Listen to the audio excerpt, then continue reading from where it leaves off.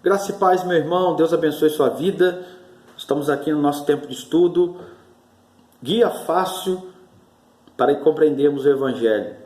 A proposta é realmente ser fácil, diante de um tema muito complexo, mas que Deus nos dê graça. Hoje eu quero falar sobre o período do intervalo. Estou usando uma palavra muito fácil, porque o nome é bem pior, teológico. Pastor, que período de intervalo é esse? Não sei se você já reparou, quando termina o Antigo Testamento, até começar o Novo Testamento, existiu ali, alguns historiadores colocam como 400 anos de silêncio. 400 anos onde não houve profecia, não se levantou profeta.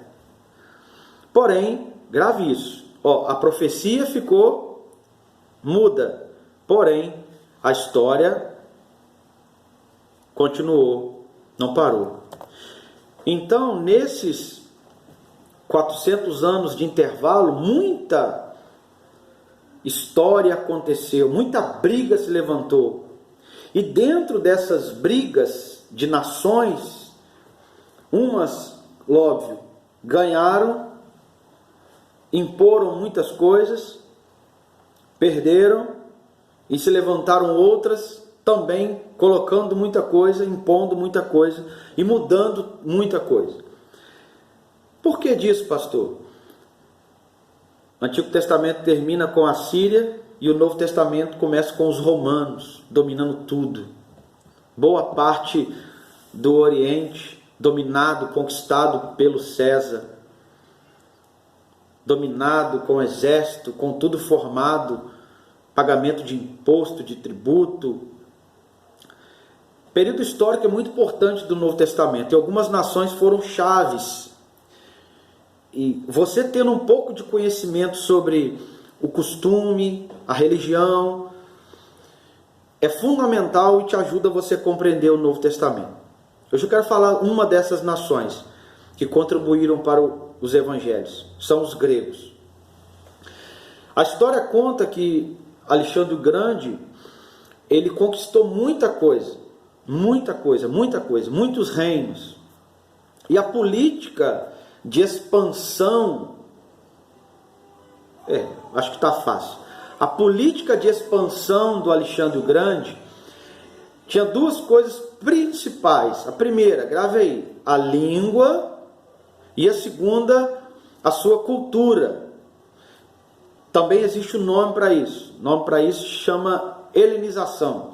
Alexandre o Grande, ele praticava esse processo de helenização. Ele colocava, onde ele conquistava, ele colocava a sua cultura, seus deuses, suas formas de cultuar, de religião, mas também levava a sua língua, o grego. Pastor, o que isso trouxe de conhecimento ou de importância para o Novo Testamento? É só você reparar. O Antigo Testamento ele foi escrito como? Lembra disso? Ele foi escrito em hebraico e também partes dele em aramaico. Já o Novo Testamento, se você não sabe disso, fica sabendo agora, ele foi escrito em grego. Mas por que em grego? Se o relato ali, na grande maioria, fala sobre romanos e de um povo judeu. Logo, a língua dos romanos é o latim, óbvio. E os judeus, o aramaico e o hebraico. Mas por que é escrito em grego? E aí é um grande ponto. Alexandre o Grande, ele levou a língua grega, e eu vou usar um termo fácil, porque a proposta desse guia é ser fácil. O grego, no Novo Testamento, foi equiparado, e eu posso colocar como o inglês hoje. O inglês hoje é uma língua praticamente universal. Você sabendo o inglês, você consegue ter comunicação, acessar grande parte do mundo hoje. Entenda isso. O grego no Novo Testamento, Alexandre o Grande elevou ele a um padrão de uma língua popular, uma língua onde todos falavam. O comércio era feito entre as pessoas no grego. Então, uma da importância do grego é isso, a sua língua. Outra contribuição foi a questão do conhecimento. Não sei se você já parou sobre isso. Os filósofos gregos, Platão, Sócrates, Aristóteles, dotados da sua filosofia, do seu conhecimento, da sua parte humana, contribuiu muito na questão do Evangelho em levar as pessoas a pensarem, a raciocinar. Isso você vê muito dentro do livro de Atos, quando Paulo chega em Éfeso, quando Paulo chega nas regiões dominadas pelos os grandes pensadores, a importância desse conhecimento que eles colocaram, desse avanço do conhecimento que eles colocaram. Você consegue compreender isso? Então gravem isso. Só se lembrar dos filósofos, e aí tem um ponto interessante, a Alexandria, uma cidade do Egito, e Alexandre o Grande conquistou Alexandria, e Alexandria ele estabeleceu uma das maiores bibliotecas do primeiro século, onde tinha lá escrito todos os grandes pensadores, o berço da filosofia dentro da biblioteca em Alexandria, conhecimento vasto daqueles homens. Foi uma grande contribuição para o Novo Testamento. Então nunca esqueça dos gregos. E o Novo Testamento é escrito em grego porque Alexandre o Grande levou o patamar da língua. A segunda grande nação que nós precisamos entender é sobre os romanos. Os romanos, quando você abre a sua Bíblia, você vê Herodes dominando toda a Judéia, os romanos dominando tudo, conquistando tudo. Só que tem um detalhe importante, e eu quero levar você a pensar. E eu tenho que ficar focado aqui porque é o guia fácil. Vamos lá. Um dos fatores que eu posso colocar como contribuição dos romanos é: os romanos eles trouxeram uma infraestrutura muito boa, principalmente na Judéia, Galileia, toda a Palestina. Os romanos contribuíram com estradas pavimentadas. Claro que no tempo de Jesus não tinha essa pavimentação, mas já na dos apóstolos, de Paulo, nas viagens, já tinha. Mas no tempo de Jesus, as estradas pelo menos estavam o quê? Plainadas. Tinha estradas principais. Posso colocar como 4 principais. As estradas principais que ligava Judéia, Galiléia, Betânia, Cafarnaum, essas estradas principais que eram o fluxo onde passava os comerciantes, os mercadores e também os viajantes, soldados, os romanos tinham feito isso.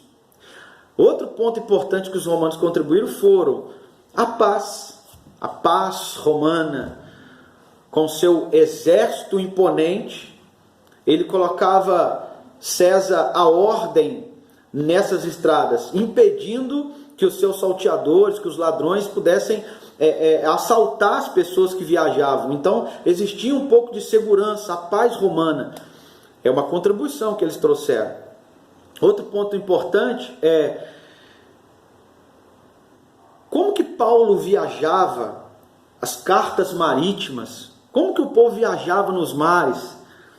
Os romanos trouxeram a paz nos mares também. Eles acabaram com boa parte dos piratas. Irmão, pirata existiu. Existe até hoje, né? Enfim, mas os romanos colocaram ordem nos mares, traçando cartas náuticas, mapeando tudo e conhecendo as rotas onde os navios mercadantes pudessem ir. Foi contribuição dos romanos para o Novo Testamento, principalmente pelos nossos irmãos. Outra coisa interessante, os romanos contribuíram com o serviço de correio. Existia correio naquela época. Como que as cartas chegavam? Os romanos eles estabeleceram um serviço de entregar as encomendas muito bom, muito eficaz. Foi contribuição dos romanos. O exército, contribuição dos romanos. Outra nação que eu quero falar, que é importante também dentro do Novo Testamento, é claro, óbvio, os judeus. Os judeus, eles contribuíram com o quê? Com a fé monoteísta, a fé crendo em um Deus só. Depois do cativeiro, Lembra? Eu falando no vídeo sobre o tempo de Esdras, Neemias. Aqui dali é um período de retorno do exílio. Esse período que o povo voltou do exílio, e principalmente você vai ver isso nesse período de intervalo de 400 anos, como que os judeus firmaram em um só Deus. Acabou com aquela idolatria do Antigo Testamento, daqueles deuses. Lembra do Baal, do Astarote? Lembra daqueles deuses do Antigo Testamento que o povo vira e mexe, caía em idolatria? Não. Depois do cativeiro não existiu mais idolatria. O povo se permaneceu firme num só Deus. Então, a fé monoteísta em acreditar somente em Deus é um ponto importante que os judeus trouxeram para o Novo Testamento. Outra coisa é a fé nesse único Deus. A lei, ponto importante que eles também trouxeram é a lei. A verdade escrita, a importância da lei. Se não tivesse essa importância da lei na vida dos judeus, boa parte do Novo Testamento não seria feito, não teria base, não teria estrutura, e eu posso dizer também que não teria importância. Então, a lei, os profetas, a fé num Deus monoteísta, num Deus verdadeiro, num Deus único, contribuição importantíssima para o Novo Testamento. Deu para compreender? Tá fácil? Então agora fica um pouco mais tranquilo de você compreender o Novo Testamento aí. Nós vamos caminhar por ele. Lembra, gregos, língua, conhecimento; romanos, paz, comércio, cultura; romanos, paz nas estradas, correio, estradas pavimentadas; judeus, fé, lei, profeta. Tudo isso é fundamental para você olhar para o Novo Testamento e entender ele. Amém? Deus abençoe sua vida, Deus abençoe esse tempo de estudo. Até no próximo vídeo, que nós vamos entrar em si no propósito específico e vou falar sobre os sinótipos. Que isso? Espero que verá. Deus abençoe.